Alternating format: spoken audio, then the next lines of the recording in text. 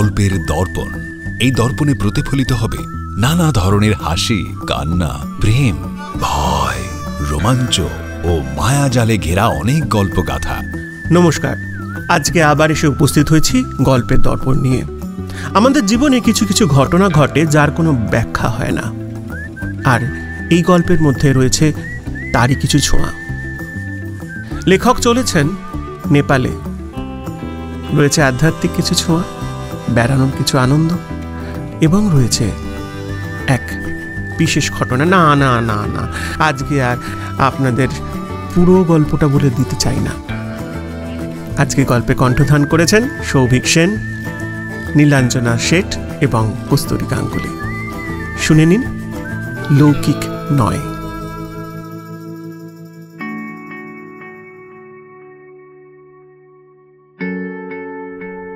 নমস্কার, আমি শ্যামল। মানুষ মারা গেলে শুনেছি বৈকুণ্ঠে তার জায়গা হয়, অর্থাৎ মারা যাওয়ার পর নারায়ণী আত্মাকে তাঁর রাজ্যে স্থান দেন। শ্রাদ্ধের সময় আবার দেখেছি যা কিছু মন্ত্র সবই নারায়ণকে কেন্দ্র করে, অর্থাৎ তিনি তারণহার হয়ে ভবসাগর থেকে জীবাত্মাকে নিয়ে যান পরপারে, আর জীবাত্মা গরুর লেজ ধরে পার হন ভবসাগর। গরুর লেজ ধরার কারণটা সম্পর্কে পুরোহিতদের মতামত থেকে মন কিছুমাত্র সন্তুষ্ট হল না। আমি আমার মোটা বুদ্ধি দিয়ে যা বুঝলাম তা ঠিক এই রকম। শ্রোতা বন্ধুরা, আপনার সঙ্গে হয়তো আমার মতের মিল নাও হতে পারে। গো যদি জিহ্বা হয়, তার সঙ্গে বীজরূপ বা তাপরূপ যখন সবকিছুই শীতলে পর্যবসিত হয়, অর্থাৎ শ্বাস যেহেতু চলে না, তাই ইচ্ছে না থাকায় বীজ উৎপন্ন হয় না। আর ইচ্ছা উৎপন্ন না হলে ভালো মন্দের মাধ্যমে সুখ দুঃখের তাপও উৎপাদিত হবে না, কারণ মরা তো কখনো ইচ্ছা করতে জানে না। তাই গো বা বাক্য যা কিছু তার থাকে তাই স্মৃতি হিসাবে আমার তোমার মনে থেকে যায়। রু নামক অন্ধকারের মধ্যে তখন জীবন নিমজ্জিত হয়ে শেষ। তাই বাক্যের রেশ ধরেই যেটুকু স্মৃতি, ইচ্ছা, অনিচ্ছা, ভাব, ভঙ্গি কর্মফলে সৃষ্টি করে, তার উপর ভিত্তি করেই বোধহয় ভবসাগর পার হওয়া যায়। তারপর নারায়ণ ঠাকুর তাঁর রাজ্যে নিয়ে গিয়ে কর্মানুসারে কাকে কোথায় রাখবেন তা ঠিক করেন। এরপর আর কি হয় সে সম্বন্ধে আমি অতটা অবগত নই। অবগত হতে গেলে বা নিজের এক্সপিরিয়েন্স গেইন করতে গেলে মরে দেখতে হয়। তবে মরে গেলে তো আর ফিরে আসা যায় না। ফিরে এলে আবার পরিচয় আলাদা হয়ে যাবে। তার ফলে বক্তব্য পেশ করবি বা কে, আর কার কাছে? তাই অজানা সত্য অজানাই থেকে যায়। বড় গোলমেলে বিষয়, তাই না? বিষয়টা যতক্ষণ না পর্যন্ত কোনো মানুষের উপলব্ধি হচ্ছে, ততক্ষণ পর্যন্ত গোলমেলেই মনে হয়। হ্যাঁ, এই রকমই একটা অভিজ্ঞতার সঞ্চার হয়েছিল আমার জীবনে। এখন সেই বিষয়েই অগ্রসর হই। চলুন। আমার বয়স তখন অল্প, দেহে তখন রক্ত ফুটছে। বয়সটা এমনই যে কোনো অসাধ্য সাধন করে ফেলার মতো মানসিকতা আমাদের ছিল। আমাদের মানে আমিও আমার বন্ধুদের। তাই চলুন আপনাদের সেই সময়ে নিয়ে যাই। নেপালের কালীগণ্ডকী নদীতে নাকি নারায়ণ শিলা পাওয়া যায়। তাই আমরা 4 বন্ধু মিলে ঠিক করলাম কালীগণ্ডকী নদী ও তার দেবতা নারায়ণ মন্দির অর্থাৎ মুক্তিনাথ দর্শন করতে যাব। সেই অনুযায়ী 4 জন বন্ধু মিলে চেপে পড়লাম ট্রেনে। ট্রেনে করে রাক্সেল, সেখান থেকে কাঠমান্ডু। কাঠমান্ডুর দ্রষ্টব্য স্থানগুলো পরে দেখব, এই ভেবে একদিন কাঠমান্ডুতে বিশ্রাম নেব, এইরকমই চিন্তাভাবনা করলাম। বিকেলবেলায় এসে পৌঁছলাম পশুপতিনাথ মন্দির। মহাদেব দর্শন করে মন্দিরের ঠিক পিছন দিকে গণ্ডকী নদীর পাশে এসে বসলাম। তখন প্রায় সন্ধে হয়ে আসছে। দূরে দেখতে পাওয়া যাচ্ছে জ্বলে উঠছে অনেক চিতা। শ্মশানবাসী মহাদেবের সংলগ্ন শ্মশানের পাশে আমাদের বেনারসের মতো এখন শুরু হয়েছে ওই গানের সঙ্গে আরতি। তবে এখানে গঙ্গারতি নয়, এখানে শিবারতি।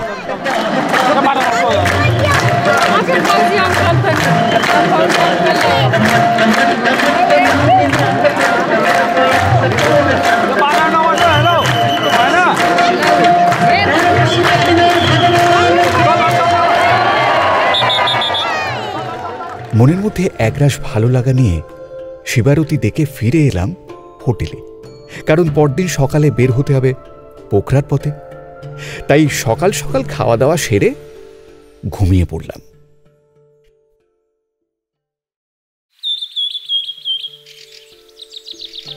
সকালবেলা উঠে হোটেল থেকে একটি গাড়ি করে বের হলাম পোখরার পথে। শহর থেকে বের হয়ে পৃথ্বী হাইওয়েতে উঠলাম। এই পৃথ্বী কিন্তু নেপালের একসময়ের রাজা ছিলেন। রাজার নাম হল পৃথ্বীনারায়ণ শাহ। ওনাকে ফাদার অফ গডও বলা হয়। এই রাস্তা দিয়েই আমরা চলে যাব পোখরা। পোখরা যাওয়ার রাস্তাটা সত্যিই খুব ভালো। পাহাড়ের গা ঘেঁষে ঘেঁষে আমরা চলে যাচ্ছি। কিছুটা পর দেখলাম ত্রিশূলী নদী বয়ে যাচ্ছে পাহাড়ের পাশ দিয়ে। তিব্বত থেকে এসে গঙ্গার সাথে মিশেছে এই নদী। রাস্তায় যেতে যেতে হঠাৎই আমাদের গাড়িটি অনেকগুলো সরাইখানা পার হলো। প্রতিটি সরাইখানাতেই রয়েছে খাওয়া দাওয়া ও মদ মাংসের মেলা আয়োজন। রাস্তায় আমাদের সঙ্গ নিল এক সঙ্গী। সেও কলকাতা থেকেই এসেছে। এক মহিলা যে সিকিম মণিপুরে পড়াশোনা করে। মাঝ রাস্তায় তার গাড়ি খারাপ হয়ে যাওয়ায় আমাদের কাছে সাহায্য চাইল। ভারতীয়, শুধু তাই নয়, বিদেশ বিভুঁইয়ে এক বাঙালি মহিলাকে সাহায্য করতে বাঙালি প্রাণ না করতে পারল না। ড্রাইভারের সিটের পাশের সিটে তাকে বসিয়ে আমরা পিছনের সিটে গিয়ে বসলাম। পিছনের সিটে বসে যে গাদাগাদি করে যাচ্ছি তা কিন্তু নয়। 7 জনের সেট, যাচ্ছি আমরা 5 জন। আমরা 4 বন্ধু আর আমাদের সঙ্গে এক সহযাত্রী। এদিন যেন বিপদ আমাদের সঙ্গে সঙ্গে চলছে। খানিকটা পাহাড়ের ঢালে উঠতেই রাস্তা বন্ধ, কারণ ল্যান্ডস্লাইড।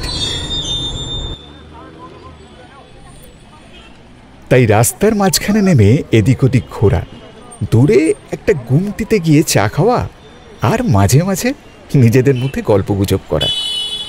আমাদের হইচই হাসি ঠাট্টার মধ্যে মেয়েটি কিন্তু কোনো রকমভাবে নিজেকে যুক্ত করেনি। শুধু তাই নয়, গাড়ি থেকে নামেনি পর্যন্ত। বিদেশ বিভুঁইয়ে 4 জন বাঙালি ছেলের মাঝখানে একটি মাত্র মেয়ে। তাই মনের মধ্যে হয়তো একটা সম্ভ্রম রক্ষা করার ভয় কাজ করছিল। যাকে আমরাও তাকে বিশেষ বিরক্ত করিনি। আমরা 4 জন চা খেলেও তার দিকে একটা কাপ কিন্তু এগিয়ে দিয়েছি। দুপুরে খাবার খাওয়ার সময়ও তার খাবার নিয়ে এসে দিয়েছি। সে কিন্তু কোনোটাই রিফিউজ করেনি, সব কিছুই গ্রহণ করেছে এবং গ্রহণ করার পরে ধন্যবাদ দিতেও কিন্তু ভোলেনি।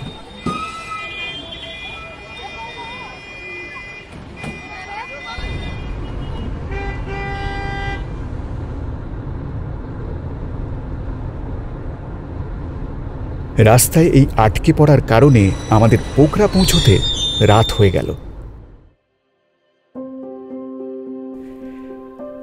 মানবিকতার খাতিরে তাকে পৌঁছে দিয়ে আসা হলো হোস্টেলে। এত রাতে সেই আমাদের বলে দিল খাবার পাওয়ার ঠিকানাটা। খাবার সংগ্রহ করে আমরা 4 জন এগোলাম হোটেলের দিকে। আস্তানা বার করতে যথেষ্ট সময় লেগে গেল আমাদের। তখন ফোনটা ভালোভাবে কাজও করছে না, সিগন্যালের অভাব। আমরা 4 জন চারদিকে কেমন যেন ছড়িয়ে গেলাম। সবাই খুঁজতে চাইলাম মাথা গোঁজার ঠাই। দেখেছেন, গল্প বলার হিড়িকে আমার বন্ধুদের পরিচয়টা দিতেই ভুলে গেছি। আমার 3 বন্ধু, স্বরূপ, শশাঙ্ক ও অনুপম। 4 জন তো চারপাশে ছড়িয়ে গেলাম। একে অপরের সাথে কোনো রকম যোগসূত্র তৈরি করার মাধ্যম অর্থাৎ হাতের যন্ত্রটাও তখন বিকল। তাই নিজেকে বড়ই অসহায় মনে হতে লাগলো। অন্ধকার রাস্তার মধ্যে একা দাঁড়িয়ে আছি। আমার সুটকেস সহ আরো 3 জনের লটবহরের প্রহরায় আমি আসিন। চারপাশে অন্ধকার, মাঝে মাঝে 2-1টা গাড়ি হেডলাইট চোখের ওপর ফেলে ঊর্ধ্বশ্বাসে ছুটে চলেছে অপর পারের অন্ধকার ঠেলে। অনেকক্ষণ দাঁড়িয়ে থাকার পর পিছন ফিরতে দেখলাম একটি গলিপথ, আর সেই গলিপথের দূরে এক বাড়িতে আলো জ্বলছে।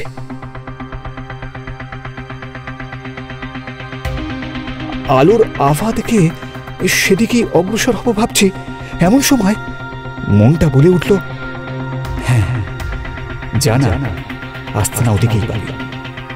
কোন সুদূরের হাতছানিতে সব লটবহর একাই নিজের কাঁধে ও হাতে টানতে টানতে গলিপথে রাস্তা ধরলাম। ঘর ঘর করে সুটকেসের চাকার শব্দে রাতের নিস্তব্ধতা ভঙ্গ হলো। রাস্তার ধারের কুকুরগুলো ঘুমিয়েছিল, তারাও হঠাৎ কান খাড়া করে সজাগ হয়ে তাকালো আমার দিকে, কিন্তু কাউকে ঘেউ ঘেউ করতে শুনলাম না। আমাদের কলকাতার কুকুরগুলো হলে হয়তো শুধু ঘেউ ঘেউ নয়, কামড়াতেও আসে। মনে মনে ভাবলাম, কি ভদ্র কুকুরগুলো। সত্যি মনে মনে আবার এটাও ভাবলাম, ভদ্রতা আছে এটাই রক্ষে, ছুটে এসে যদি কামড় বসাতো তাহলে ওদের ঠেকাতোই বা কে, আর আমাকে বাঁচাতোই বা কে। এই সব কিছু ভাবতে ভাবতে সন্তর্পণে সারমেয়দের দৃষ্টি বুঝে অগ্রসর হতে থাকলাম। এসে পৌঁছলাম আলোর উৎসস্থলে। একটা বড় বাড়ি, বাইরে থেকে দেখতে বেশ লাগছে। দরজার এক কোণায় লেখা আছে উত্তম থাপা গেস্ট হাউস। আরে মনটা আনন্দে নেচে উঠল।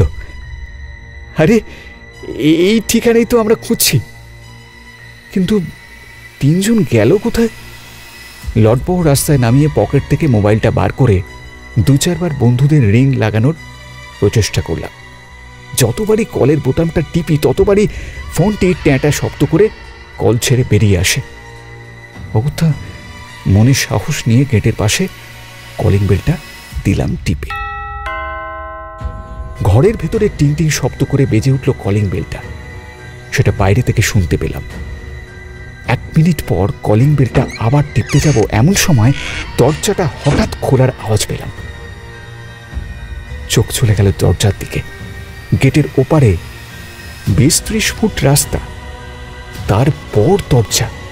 সেখান থেকে বেরিয়ে এলো এক মধ্যবয়সী, এই 40-45 বছর বয়সের এক ব্যক্তি। নাক চ্যাপটা, টানা টানা চোখ, উচ্চতা খুব বেশি হলেও 5.5 ফুটের বেশি নয়। আপনি কি শ্যামল বাবু? হ্যাঁ। আপনি? আমি উত্তম থাপা। না মানে আসলে আমার 3 বন্ধু বাইরে খুঁজতে গেছে এই হোটেল, তো কিভাবে তাদের সঙ্গে যোগাযোগ করবো আমি কিছুই বুঝতে পারছি না, কারণ মোবাইলে কোনো নেটওয়ার্ক নেই। তাই তারা কি করে জানবে যে আমি এখানে পৌঁছে গেছি আর কি। চিন্তা করবেন না, ওনারা ঠিক পৌঁছে যাবেন। মনে মনে ভাবলাম, এই এত বিশ্বাস নিয়ে বলছে কি করে যে ওরা ঠিক পৌঁছে যাবে? মাল খেয়ে আছে বোধহয়, কারণ পাহাড়ি এলাকায় 7টার পর তো আর কেউ সুস্থ অবস্থায় থাকে না। যাকে গেট পেরিয়ে ঘরের ভেতরে প্রবেশ করলাম। সামনে বেশ বড়সড় একটি রিসেপশন। রিসেপশনে ব্যাগপত্র রেখে দরজাটা খুলে বাইরে বের হতেই দেখি গেটের ওপারে শশাঙ্ক ও স্বরূপ দুজনে মিলে এদিক ওদিক কি যেন খুঁজছে। ওদের থেকে অবাক হয়ে উঠলাম, কারণ বিদেশ বিভুঁইয়ে এক অনিশ্চিত অবস্থা থেকে তাদের ফিরে পাওয়া এ যেন হাতের চাঁদ পাওয়া। আবার তারা অন্যত্র যাতে না চলে যায় তার জন্য দরজা থেকেই ওদের নাম ধরে ডাকতে ডাকতে গেটের কাছে পৌঁছে গেলাম। এই শশাঙ্ক, স্বরূপ। কিরে, কিভাবে জানলি যে এখানেই উত্তম থাপার গেস্ট হাউস? তোদের ফোন কাজ করছে? আমাকে এখানে দেখে ওরাও যেন অবাক হয়ে ভ্যাবাচাকা খেয়ে গেছে। ওরা জিজ্ঞাসা করলো, তুই এখানে এলি কি করে? তোকে স্ট্যান্ডে দেখতে না পেয়ে কি প্রচন্ড ভয় পেয়েছি, তুই চিন্তা করতে পারছিস? কিছু মনে করিস না ভাই, একা একা দাঁড়িয়ে থাকতে বেশ ভয় লাগছিল, তাই সব কথা বললাম ওদের। কিন্তু অনুপম, সে কোথায়? সে এখন কোন জগতে আছে কে জানে। অনেক রাত হয়ে গেছে রে। এরপর ওদের কাছ থেকে জানতে পারলাম যে রাস্তা খুঁজতে খুঁজতে শশাঙ্ক হারিয়ে যায়। তারপর হঠাৎই স্বরূপকে দেখতে পায়। স্বরূপও তাকে দেখে। শশাঙ্ক স্বরূপকে দেখে স্বস্তির নিঃশ্বাস ফেলে। তারপর যেখানে তারা আমাকে ছেড়েছিল সেখানে এসে উপস্থিত হয়। তারপর গলি আলো যা কিছু আমার সঙ্গে ঘটেছে তাই সব কিছু তাদের সঙ্গেও নাকি ঘটেছে। এই সব কথা বলার সঙ্গে সঙ্গে একটি বাইকের শব্দ কানের মধ্যে ভেসে এলো। তিনজনেরই চোখ গেল সেই বাইকের দিকে। গলির মধ্যে প্রবেশ করেছে একটি বাইক, আর সেই বাইকটি আমাদের দিকেই এগিয়ে আসছে। তার হেডলাইটের আলো ছাড়া সওয়ারিকে ঠিক সেভাবে দেখা যাচ্ছে না। ধীরে ধীরে আলো এগিয়ে আসতে দেখতে পেলাম এক নেপালি চালক, তার পিছনে অনুপম। তিনজনই ভীষণ অবাক হলাম। আস্তে আস্তে অনুপম নেমে এলো। তারপর বলল, ভাগ্যি সেনাকে পেয়েছিলাম। এরপর অনুপম বাইক আরোহীকে থ্যাঙ্কস জানাল। অনুপমের থ্যাঙ্কস কথাটি শোনার পরেই আরোহী মুচকি হেসে বাইক ঘুরিয়ে চলে গেল। পিছন ফিরে একবারও দেখল না। তুই এখানে কিভাবে এলি? দেখতেই তো বলি কিভাবে। ওর সঙ্গে পরিচয় হলো কিভাবে? রাস্তার মাঝখানে দাঁড়িয়ে লিফট চাইলাম, না করলো না। বলল ঠিক আছে নিয়ে যাব। কত কি লাগবে জিজ্ঞাসা করতে কিছু বলল না, শুধু হাসলো। তারপর বলল বসুন। তাকে বললাম উত্তম থাবার গেস্ট হাউসে যাব, আমার সঙ্গে আরো 3 জন বন্ধু আছে। বাইক আরোহী বলল, আমি জানি ওরা পৌঁছে গেছে। হ্যাঁ থ্যাঙ্কস। বাজে কথা। ও কি করে জানলো যে আমরা পৌঁছে গেছি? তা আমি কি করে জানবো? হয়তো তোদের দেখেছে। হ্যাঁ, আমাদের পিছনে ও দাঁড়া করেছিল তাই ও দেখেছে। বোকার মতো কথা বলিস না তো। একরাশ বিস্ময় নিয়ে 4 জনে প্রবেশ করলাম গেস্ট হাউসের ভেতরে। রিসেপশনিস্ট উত্তম থাবা বসে তখন হিসাব নিকাশ করছে। আমরা ঢুকছি দেখে বলল, খাওয়া দাওয়া করে এসেছেন তো?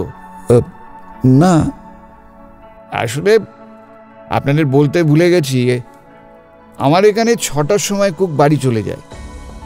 তাই আজ আপনাদের জন্য কি খাওয়ার ব্যবস্থা করি বলুন তো? দেখুন, ও নিয়ে আপনাকে চিন্তা করতে হবে না, আমরা ব্যবস্থা সঙ্গে করে নিয়েই এসেছি। কাল সকালবেলাটা দেখবেন তাহলেই হবে। সেও সকাল 9টার আগে সম্ভব হবে না বাবু। শশাঙ্কর মুখ পাতলা। সে সঙ্গে সঙ্গে বলল, লজ্জা করে না? গেস্টদের রাতে খেতে দিতে পারলে না, তারপর সকালে চা টুকু দিতে হেঁচকে তুলছ। ভালো জায়গাতেই এসেছি, জানি না এরপরে কত কি ভাগ্যে আছে। ভাগ্যে যে সত্যি কি আছে সে সম্পর্কে যথেষ্ট সন্দেহ দানা বেঁধেছে আমাদের সকলের মনে। যাকে এখন ঘরের মধ্যে গিয়ে বিছানায় পিঠটা ঠেকাতে পারলে বাঁচি। উত্তমের কাছ থেকে 2টো ঘরের চাবি নিয়ে ঘরের মধ্যে ঢুকলাম। ঘরগুলো সাজানো, পরিপাটি। বাথরুমে রয়েছে বাথটব, বিছানায় পুরো গদি, বিছানার সামনে কার্পেট, মাথার কাছে টেবিল ল্যাম্প, রয়েছে রিডিং টেবিল,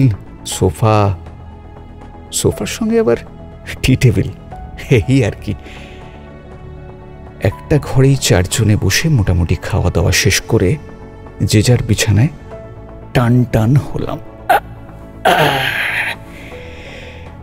ক্লান্তি থাকার কারণে দেরি হলো না ঘুম আসতে। মাঝরাতে হঠাৎ শুরু হলো মাথার যন্ত্রণা। উফ, এত যন্ত্রণা আর সহ্য করতে পারছি না। চোখ খুলে বিছানার উপর উঠে বসলাম। দেখলাম মাথার দিকে একটা জানলা খোলা আছে, সেখান থেকে হু হু করে আসছে ঠান্ডা হাওয়া। এই হাওয়া লেগেই মাথায় হয়তো ঠান্ডাটা লেগে গেছে, সেই জন্যই এত যন্ত্রণা করছে। জানলাটা বন্ধ করে রিডিং টেবিলের ওপরে রাখা ইলেকট্রনিক কেটলটাতে জল গরম করে কফি বানিয়ে নিলাম। বিছানায় অগরে ঘুমোচ্ছে স্বরূপ, তাই ওকে বিরক্ত না করে নাইট ল্যাম্পটা জ্বেলে দিয়ে দরজা খুলে বাইরে এলাম। করিডোর থেকে সিঁড়ি নেমে গেছে রিসেপশনে, সেখানে এসে বসলাম। বড় লম্বা সোফাটায় মাথা পর্যন্ত মুড়ি দিয়ে কেউ ঘুমাচ্ছে। কফিতে দুটো চুমুক দিয়ে পাশে সিঙ্গেল সোফাটায় আয়েশ করে বসে বাইরে চাঁদের আলোর দিকে তাকিয়ে রইলাম। চাঁদের ওপর দিয়ে আবছা আবছা মেঘ ভেসে চলেছে। হঠাৎই নাকের মধ্যে লাগলো এক তীব্র আষ্টে গন্ধ। গুলিয়ে উঠল গাটা। মনে হচ্ছে যেন অন্নপ্রাশনের ভাত বেরিয়ে আসবে। বমি পেতে লাগলো। তাড়াতাড়ি উঠতে যাব, এমন সময় দেখি সোফার উপরে শুয়ে থাকা লোকটি কখন যেন উঠে বসেছে আর আমার দিকে দেখছে। আমি তাকে বললাম, উত্তমবাবু, আপনার ঘুম ভাঙিয়ে দিলাম। আমি উত্তম নই, আমার নাম জং বাহাদুর। অনেক গল্প শুনেছিলাম বাড়ির দারোয়ান বা সিকিউরিটি গার্ডের এইরকম জং বাহাদুর কিংবা রং বাহাদুর নাম হয়। এরাই সাধারণত প্রহরার কাজে থাকে। তাহলে কি সিকিউরিটি গার্ড হবে হয়তো?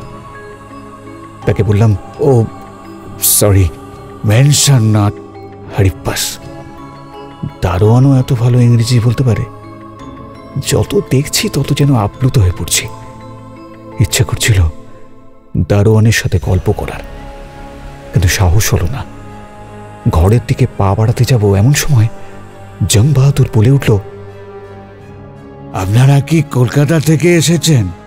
হ্যাঁ, আমি একসময় কলকাতায় কাজ করতাম। বুঝলাম জং বাহাদুর আমার সঙ্গে কথা বলতে চাইছে। তাই নাকি বলে সিঙ্গেল সোফাটায় আবার বসে পড়লাম। তা কোথায় কাজ করতে জিজ্ঞাসা করলাম।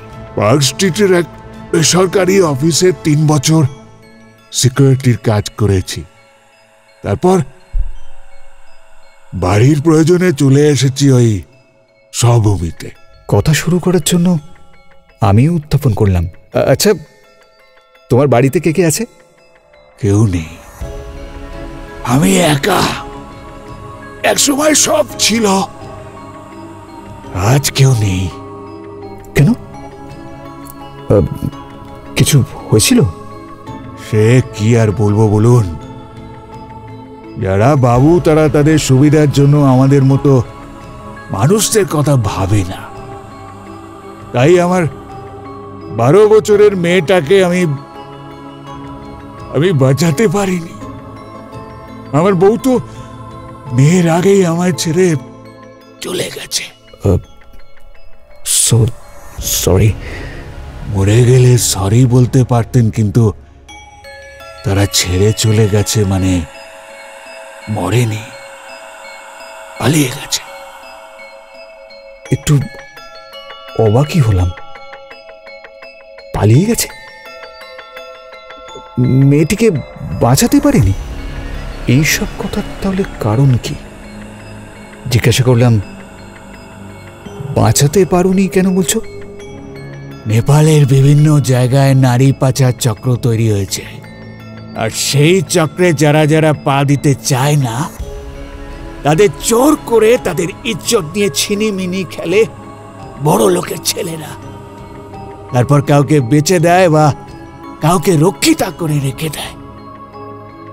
আমার বউয়ের আমাকে নিয়ে সন্তুষ্টি হচ্ছিল না, আর তাই সেও আমাকে ছেড়ে নিজেই এই লাইনে নামে। পয়সা প্রচুর, অভাবের তাড়নায় মানুষ এই পথে নামে। কিন্তু আমার বউয়ের স্বভাবের তাড়নায় সে কাজে নেমেছে, আর সেই বউয়ের হাত থেকে আমি আমার মেয়েকে বাঁচাতে পারিনি। কারণ মেয়েও আজ ওই কাজই করছে।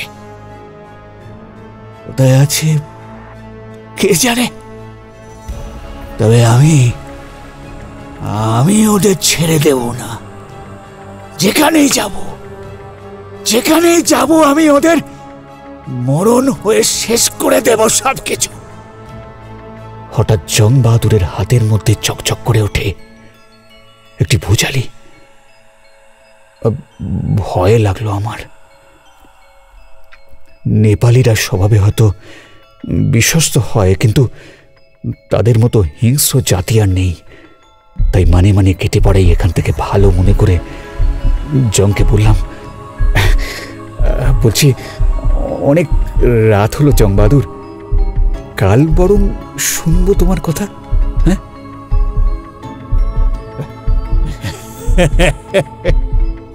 ভয় পেও না, তোমরা তো মেয়ে নিয়ে ফুর্তি করছো না, তাই তোমরা মরবে না। যারা করবে তারা মরবে। যাও যাও, তুমি ঘরে শুতে যাও। যাও। সুরসুর করে চাচা আপন প্রাণ বাঁচা, এইরকম মানসিকতা নিয়ে ফিরে এলাম ঘরে। বুকের ভেতরে ছ্যাঁকছ্যাঁকে ভাবটা যেন হঠাৎ পাওয়া বিভীষিকাটাকে যেন গ্রহণ করতে পারেনি। তাই একটা আতঙ্ক মনের ভেতরে গ্রাস করেছে। দরজাটাকে ভালো করে ছিটকিনি দিয়ে বন্ধ করে বিছানায় এসে শুলাম।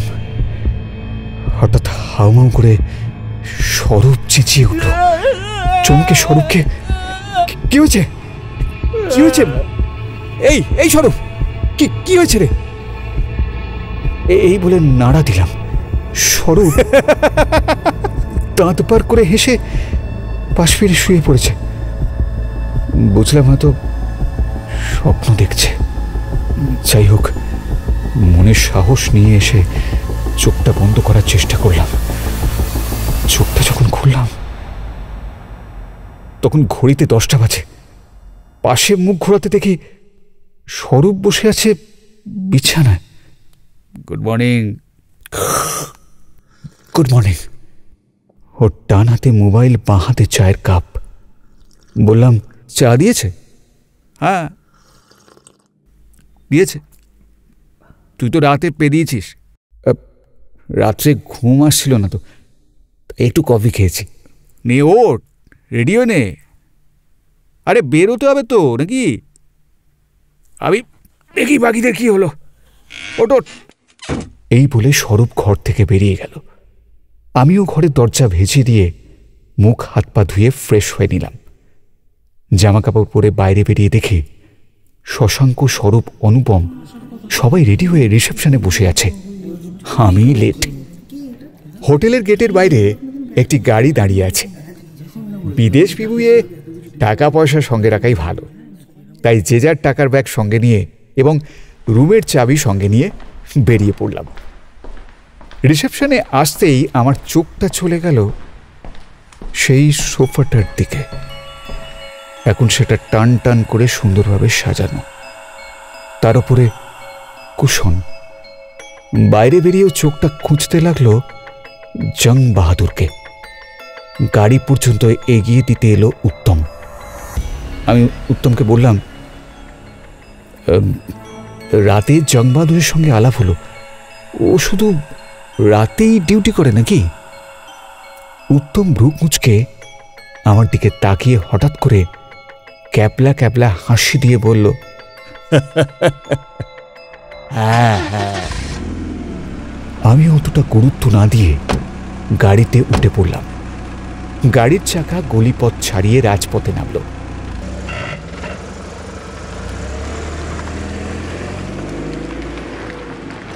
দিনের শুরুতে গিয়ে পৌঁছলাম বৃন্দাবাসিনী মন্দিরে।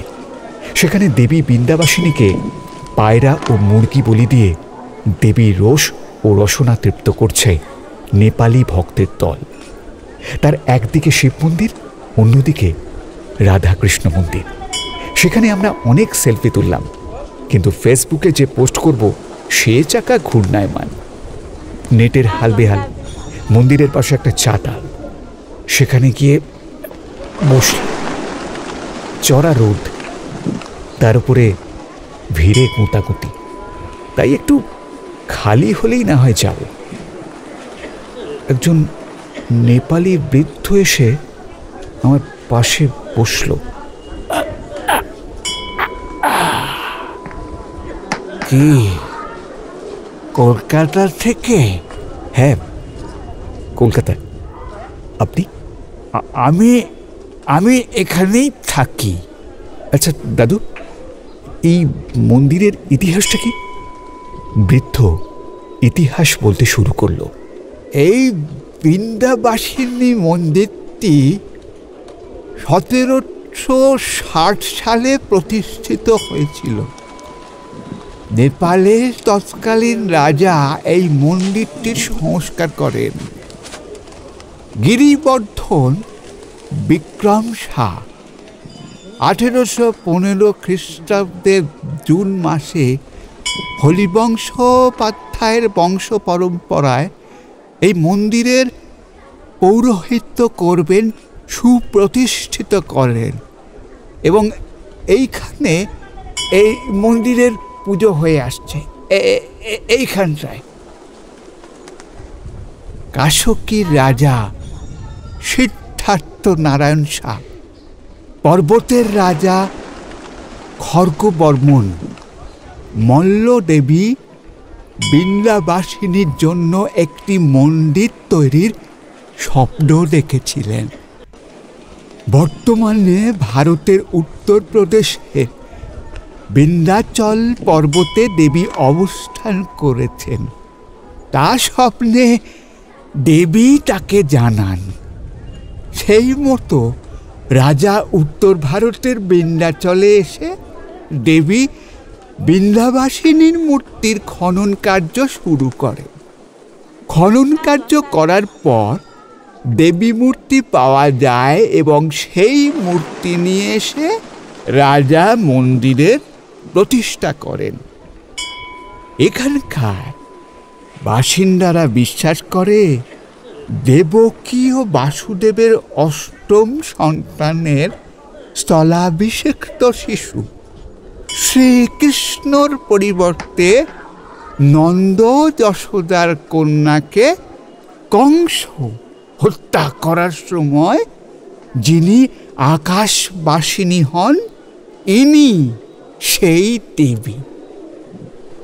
সত্যি কথা বলতে মনে ভক্তিভাব জাগলো বটে, কিন্তু খুব রাগ হলো। ভারত থেকে লুট করে আজ সব দেশ ভারতকে ভিখিরি বানিয়ে দিয়েছে।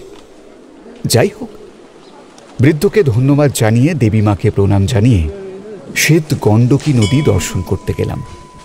এইভাবে সারাদিন শ্বেত গণ্ডকী নদী, টালবরাহি মন্দির, Davis Falls, Phewa Lake, Mahendra Cave এগুলো সব দেখলাম। আর আমাদের এগুলোর সম্বন্ধে তথ্য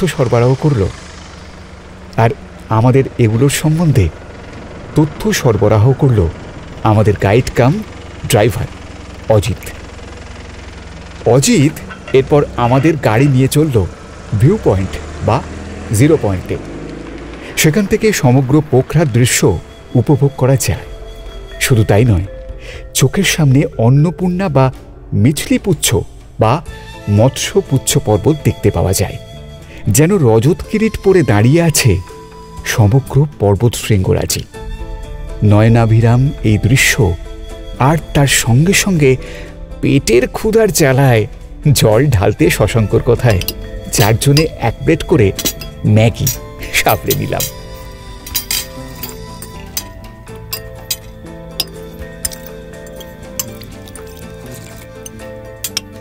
এরপর পোখরা মার্কেটের কাছে এসে আমাদের গাড়ি ছেড়ে দিল। 2 ঘন্টা পরে সে আবার ফিরে আসবে আমাদের নিতে। টুকটাক কিছু জিনিসপত্র কেনার ছিল, তাই দোকানে দোকানে ঢু লাগাতে শুরু করলাম। দোকানের সামনে সামনে চলতে চলতে একটা চায়ের দোকান থেকে বাঙালি মন ছুকছুক করে উঠল। ব্যাস, আগে চা, তারপর 4টে চায়ের অর্ডার দেয়া হলো। সামনে রাখা টেবিলে বসে পড়লাম আমরা। সকাল থেকে আমি একটু থমকেছিলাম, সেটা লক্ষ্য করেছে সবাই। আজকে মাথার যন্ত্রণাটা নেই, কিন্তু মাথাটা কেমন যেন একটু ভার হয়ে আছে। স্বরূপ প্রশ্ন করল, এই কি হয়েছে? কালকের ঘটনা মনের মধ্যে যেভাবে দাগ কেটেছে তা বললাম সকলকে। শুনে তো সবাই তাজ্জব, কারোর আর পা সরে না গন্তব্যে যাওয়ার জন্য। যাই হোক, টুকটাক জিনিসপত্র কিনে অজিতের সঙ্গে ফিরে এলাম আমরা হোটেলে। হোটেলে এসে উত্তমের সামনে বসলাম। উত্তমকে কালকে রাতের ঘটনাটা জানালাম। উত্তমকে বলাতে সে তো বিশ্বাসই করে না, আবার অবাকও হয়। দেখেছ, বিশ্বাস করছো না তো? তাহলে জংবাহাদুর নামটা আমি জানলাম কিভাবে? তার মানে আমি কি কাল ভূতের সঙ্গে গল্প করেছি?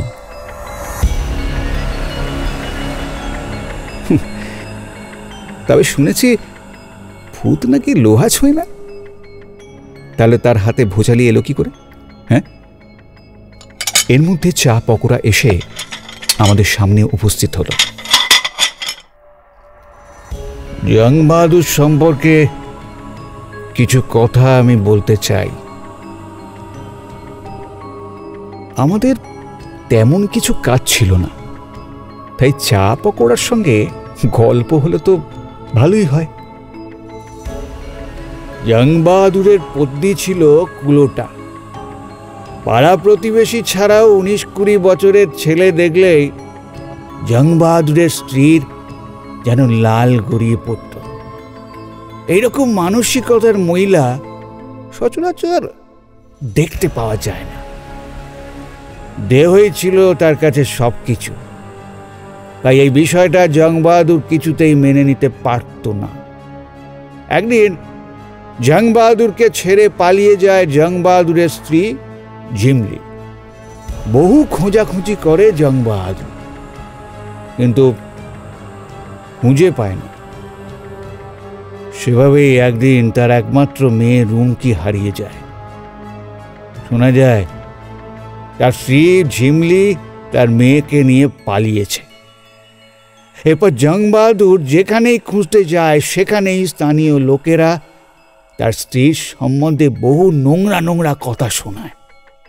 এত নোংরা কথা শুনতে জংবাহাদুর অভ্যস্ত ছিল না। সারাদিন তার একমাত্র মেয়ের জন্য উদয়াস্ত পরিশ্রম করত সে।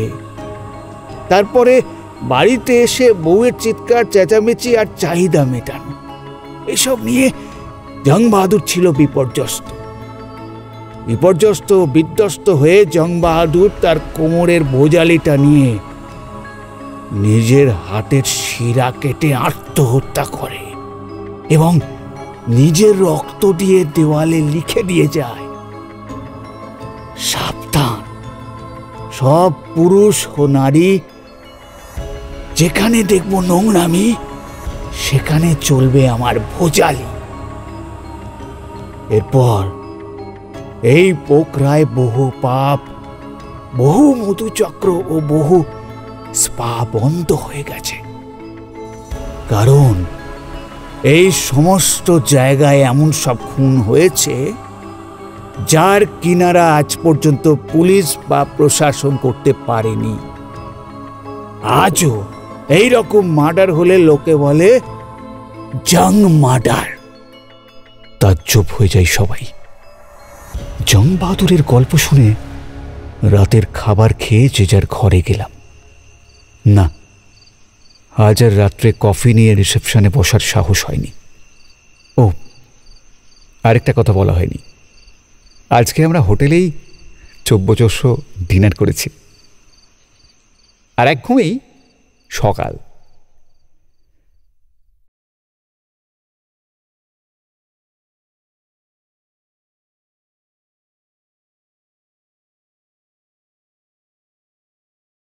পরদিন আমরা এগোই মুক্তিনাথের দিকে, তাই পোখরা এয়ারপোর্টে গিয়ে পৌঁছলাম সবাই। এয়ার টিকিট আগে থেকেই বুক করা ছিল। 30 মিনিটের মধ্যেই পৌঁছে গেলাম জমসম এয়ারপোর্টে। সেদিন মুক্তিনাথে পুজো করতে গেলাম না, কারণ উচ্চতার কারণে ধাতস্থ হতে একটু সময় দিতে হবে, তাই সেদিন রেস্ট। চা খাওয়া সেরে রাত্রে ভালো করে ঘুমিয়ে পরের দিন শুরু হলো যাত্রা মুক্তিনাথের দিকে। সকালে গাড়ি এসে দাঁড়ালো হোটেলের সামনে। গাড়িতে করে এবার যাত্রা মুক্তিনাথের দিকে। কালীগণ্ডকী নদীর পাশ দিয়ে চলছে গাড়ি। গাড়ি এসে থামল মুক্তিনাথ মন্দির থেকে 1 কিলোমিটার দূরে। 1 কিলোমিটার পায়ে হাঁটার পর সিঁড়ি চড়তে হবে প্রায় 300টি, তারপর আবার প্রায় 108টি। উপরে উঠে বেশ তৃপ্তি পেলাম। সাদামাটা কালো কাঠের মন্দির, ভেতরে দেবতা নারায়ণের অবস্থান। খুব ভালো করে দেবতাকে দর্শন করলাম। এখানে 108টি গোমুখ আছে, প্রত্যেকটি গরুর মুখ দিয়ে জল পড়ছে। শশাঙ্ক ও স্বরূপ জামা কাপড় খুলে পিড়িং বিড়িং করে লাফাতে লাফাতে জলে শ্রীহরি শ্রীহরি করতে করতে প্রদক্ষিণ করছে। কারণ কথিত আছে এই 108 গরুর মুখ দিয়ে যে জল পড়ছে সেই জলে স্নান করলে নাকি পুনর্জন্ম হয় না। শুধু তাই নয়, চারপাশে শুধু মৃত্যুর নানা রকম বিষয় রয়েছে। মন্দিরের সামনে রয়েছে 2টি জলাধার, একটি নরককুণ্ড, অন্যটি স্বর্গকুণ্ড। জামা কাপড় খোলার ভয়ে আমি আর সেই জলে নামলাম না, কিন্তু অবশেষে সেখানকার পণ্ডিতদের চোখ রাঙানিতে জলে নামতেই হলো। বাঁদিকের জলে নেমে নরকের পাপ নরকে রেখে আর ডান দিকের জলে নেমে স্বর্গের পুণ্য অর্জন করে প্রসাদ গ্রহণের পালা। এই কুণ্ডে প্রবেশ না করলে নাকি নারায়ণ মন্দিরে প্রবেশ করতে দেওয়া হয় না, তাই অগত্যা ওই জলে নামতেই হয়েছিল। শশাঙ্ক ও স্বরূপের এমন কাণ্ড কারখানা দেখার পর অনুপমও কখন লাফাতে লাফাতে ওদিকে চলে গেল। তা দেখে আমি হতচকিত হলাম। আমার হাতে এখন আর ঠাকুরের প্রসাদ নয়, তাদের জামা প্যান্টও আছে। কিছুক্ষণ পর গা ঝাড়তে ঝাড়তে তারা এসে উপস্থিত হলো। আমি বললাম, আয় ভাই, এবার পায়ে তুলে দে, অনেক তো পুণ্য অর্জন করলি। এইভাবে নিজেদের মধ্যে হাসি ঠাট্টা করতে করতে আমরা নেমে এলাম গাড়ির কাছে। গাড়িতে আসার পর গাড়ি নিয়ে এলো জমসমের হোটেলে। কালকে সকালে ফ্লাইট, তাই আজ থাকতে হবে জমসমে। কাল পোখরা হয়ে যাব আমরা কাঠমান্ডু, অবশ্যই ফ্লাইটে।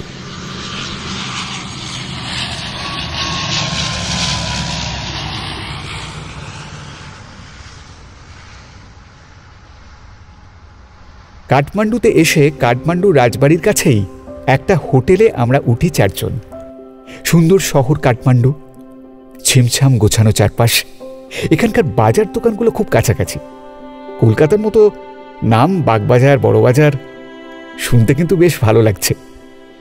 আমার বারণ সত্ত্বেও শশাঙ্ক, স্বরূপ, অনুপম নেশা করবে বলে মদের দোকানের খোঁজে বেরিয়ে পড়ল।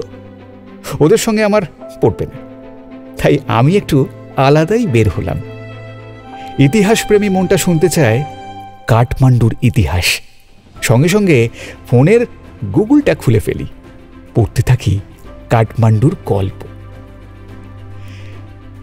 কাঠমান্ডুর প্রাচীন ইতিহাসে বর্ণিত হয়েছে এর চিরাচরিত পৌরাণিক কাহিনী ও কিংবদন্তি।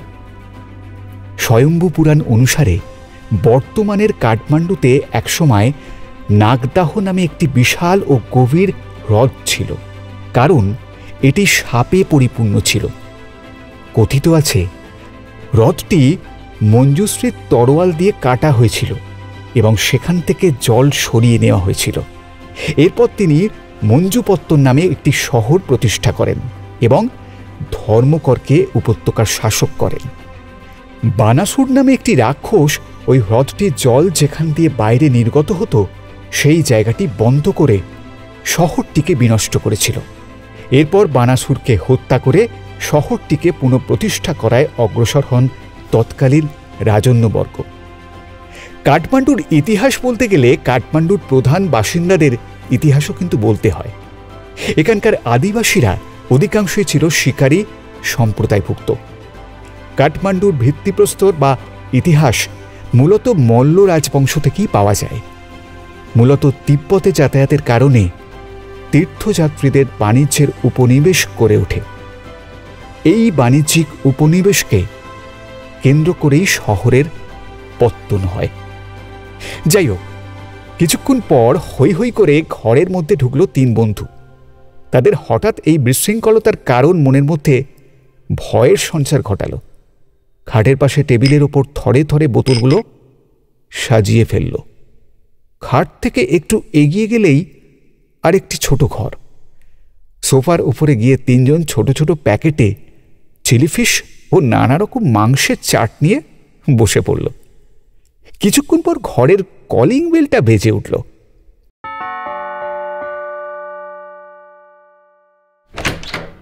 দরজার বাইরে দাঁড়িয়ে আছে এক মহিলা। দরজাটা খুলতে সুরেলা গলায় সে বলল, গুড ইভিনিং স্যার, আমাকে ওই রিসিপশন থেকে পাঠিয়েছে, ভেতরে আসতে পারি? আমার আর বুঝতে বাকি রইল না এরপর কি হতে চলেছে। মনের মধ্যে বৃতৃষ্ণা এলো। এত নোংরামি করতে পারে এরা? এদের কি করে আমি বন্ধু ভাবলাম? আজ কাঠমান্ডু থেকে আমি গিয়েছিলাম ভক্তনগর বেড়াতে। এরা তিনজন কেউ আসেনি, এরা গিয়েছিল ক্যাসিনো। এ কোন দানবিকতা পেয়ে বসেছে তাদের জানি না। ঘরের মধ্যে পরপর দুজন মহিলা প্রবেশ করল। বেরিয়ে গেলাম আমি। ঘরের বাইরে পা রাখতেই সজোরে বন্ধ হয়ে গেল দরজা। পড়ে গেল ছিটকিনি। আমি নেমে এসে বসলাম রিসেপশনে। হঠাৎ 1 ঘন্টা পর আমার মোবাইলটা বেজে উঠল। ভাবলাম বাড়ি থেকে মা ফোন করছে, কিন্তু না। মোবাইলটা বেজে উঠতে স্ক্রিনের উপরে যে নামটা ভেসে উঠল সেটি আমার বন্ধু স্বরূপে। ইচ্ছা করলো ফোনটা কেটে দিতে, কিন্তু কেন জানি না মন বলল ফোনটা ধরতে।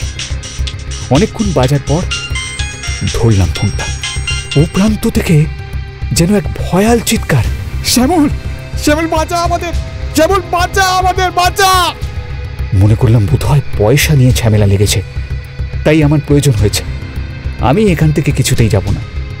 এই বলে ফোনটা রেখে রিসেপশন থেকে বাইরে বেরিয়ে করিডোরে এসে একবার চোখটা চলে গেল ঘরের দরজার দিকে। চোখটা যাওয়ার পর আমার হাত পা সব যেন অসাড় হয়ে গেল। আমি কেমন যেন স্থবির হয়ে গেলাম। মুখ থেকে বাক্য সরে না, না বের হয় কোনো আওয়াজ। নিচ থেকে আমাদের ঘরের বারান্দা দেখা যায়, আর সেই বারান্দায় দাঁড়িয়ে রক্তমাখা ভোজালি রক্ত মুচ্ছে জাং বাহাদুর। দৃষ্টি আমার দিকে। রিসেপশন থেকে ছুটে এসে একটি লোক আমাকে ঝাঁকুনি দিয়ে বলল,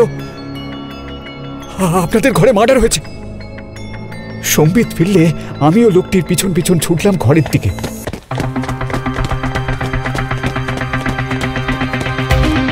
ঘরের মধ্যে গিয়ে দেখি যা হবার ছিল তাই হয়েছে। ঘরের দরজা খুলতেই দেখলাম সামনে মেয়ে দুটির ধর থেকে মুন্ডু আলাদা হয়ে পড়ে আছে, আর বসার ঘর থেকে পেরিয়ে শোয়ার ঘরের দিকে পা বাড়াতেই দেখলাম সারা ঘরে শুধু রক্তের ছোপ। মুখ থুবড়ে পড়ে আছে তিনজনের নগ্ন দেহ, স্বরূপ, শশাঙ্ক, অনুপমের। এগোতে পারছি না কারোর দিকে। হোটেলওয়ালা বারণ করেছে কোনো জিনিসে হাত না দিতে। প্রাণের বন্ধুদের এরকম মর্মান্তিক দৃশ্য দেখে মনটা কেমন কেমন যেন খেয়েই হারিয়ে গেছে আমার। ঘরের বাইরে এসে একটি চেয়ারে ধপ করে বসে পড়লাম আমি। কি জবাব দেব আমি? ফিরে গিয়ে কি জবাব দেব? পুলিশ এলো, লাশ নিয়ে চলে গেল। সারাদিন ওদের সঙ্গে যুদ্ধে শান্ত অবসন্ন হয়ে ফিরে এলাম। পরের দিন বিকেলবেলা শেষকৃত্য সম্পন্ন হলো বাগমতী নদীর পাশে। হাতে শালগ্রাম শিলা ও অস্থি কলস নিয়ে ফিরে এলাম বাড়ি। শশাঙ্কর মা, অনুপমের বাবা মা, স্বরূপের বাবা মায়ের হাতে তাদের সম্পত্তি তুলে দিয়ে বিষণ্ণ মনে ফিরে এলাম নিজের বাড়িতে। আয় আয়, আমার কোলে একটু মাথা রাখ, আয়। মায়ের কোলে মাথা রেখে আদি অন্ত অব্দি যা যা হয়েছে সবকিছু খুলে বললাম মাকে। মা বললেন, এক দুঃস্বপ্নের মধ্যে এতদিন কাটিয়েছিস, যা ঘরে যা, এবার উঠ, যা ঘরে গিয়ে চোখ বন্ধ করে একটু ঘুমিয়ে নে, বুঝলি? যা।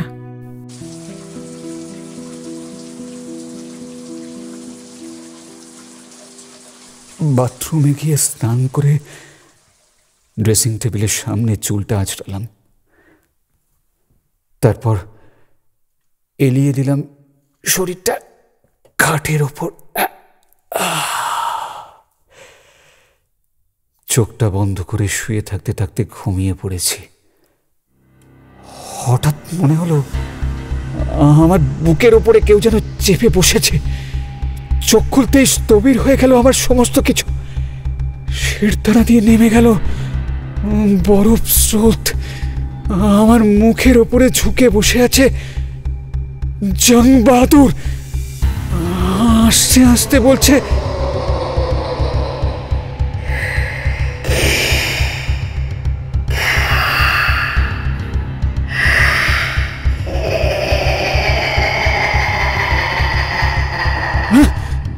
চমকে উঠলাম আমি।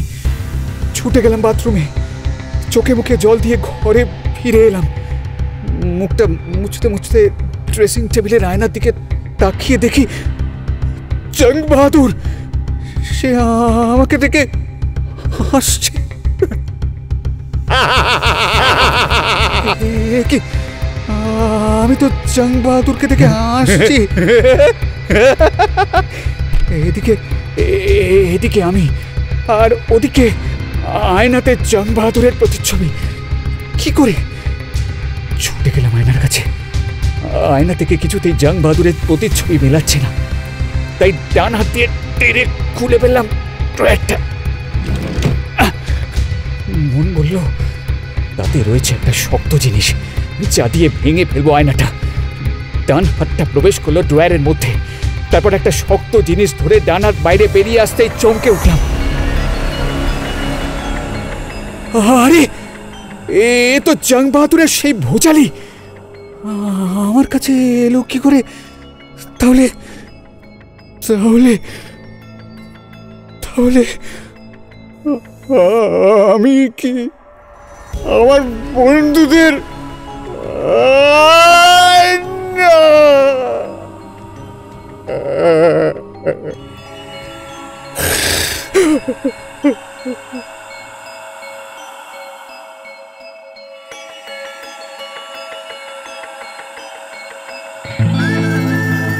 আজকের মতো গল্পের দর্পণের সময় শেষ। আগামী পর্বে নতুন গল্প নিয়ে হাজির হব আপনাদের সামনে শনিবার রাত 10টায়। ততক্ষণের জন্য একটু বিরতি। নানা স্বাদের নতুন নতুন গল্প শুনতে চাইলে আমাদের চ্যানেলকে সাবস্ক্রাইব করুন।